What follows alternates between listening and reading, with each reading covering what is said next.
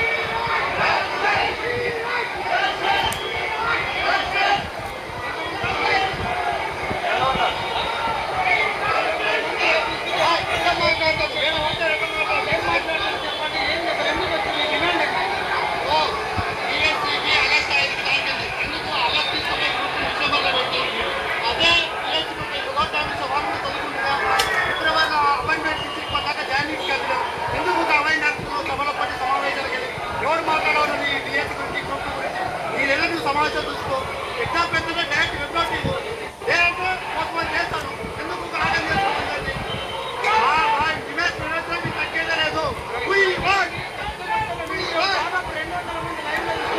దీన్ని వేలాది మందికి ఆర్టీసీ క్రాస్ రోడ్ అంతా స్తంభింపజేశారు. ఇక్కడ చదువుకోవచ్చిన జాబ్ వేసిందని చెప్తాను. జాబ్ వేసి తన జాబ్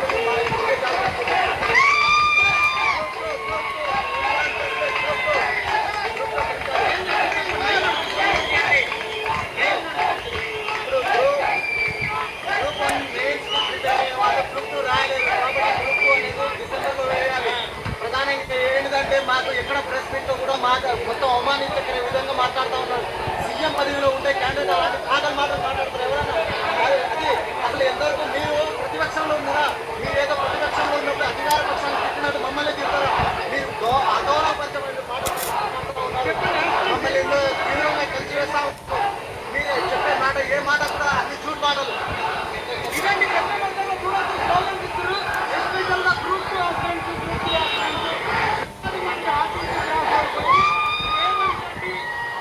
మరి వెంటనే వ్యాఖ్యలు మాటల పట్ల ఏం చెప్తారు? రేవంత్ రెడ్డి గారు గ్రూప్ 2 డిసెంబర్లో నిర్వహించాలి. గ్రూప్ 2 డిసెంబర్లో నిర్వహించాలి. గ్రూప్ 2 పోస్టులు పెంచాలి. ప్రధాన డిమాండ్ జరిగేదానికి దానికోసం గ్రూప్ 3 పోస్టులు పెంచాలి. గ్రూప్ 2 డిసెంబర్లో నిర్వహించాలి. గ్రూప్ 3 డిసెంబర్లో నిర్వహించాలి. ఈ గ్రూప్ 1 నేను కూడా ప్రిపేర్ అవుతున్నా. గ్రూప్ 1 సమయం లేదు. నేను పనిగా ఉన్నా గ్రూప్ 1 సమయం కావాలి. ప్రైవేట్ కోచింగ్ సెంటర్లు నడుపుతున్నా అని చెప్తున్నారు.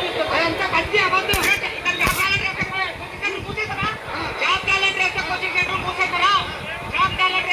సెంటర్ మూసేస్తారా? జాబ్ క్యాలెండర్ వేస్తే కోచింగ్ సెంటర్ మూసేస్తారా? జాబ్ క్యాలెండర్ వేస్తే కోచింగ్ సెంటర్ మూసేస్తారా? జాబ్ క్యాలెండర్ వేస్తే కోచింగ్ సెంటర్ మూసేస్తారా? జాబ్ క్యాలెండర్ వేస్తే కోచింగ్ సెంటర్ మూసేస్తారా?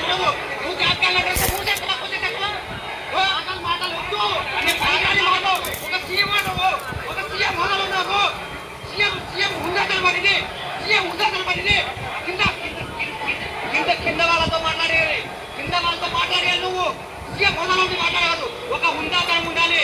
ఒక కేసీఆర్, ఒక నారా చంద్రబాబు, ఒక ఎన్టీఆర్ ఇట్లా ఉండు. అయితే నీకు పుట్టగతులు ఉండవు. ఇక మళ్ళీ సీఎం అవ్వవు, ఎమ్మెల్యే అవుతావు. సీఎం అవ్వవు, ఎమ్మెల్యే అవుతావు.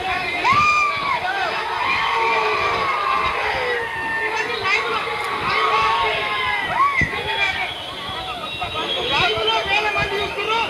రేవంత్ రెడ్డి గారు కనబడితే మరి రేవంత్ రెడ్డి గారి మాటలు వెనక్కి తీసుకోవాలని చెప్పేసి మాట్లాడుతున్నారు. 10 లక్షల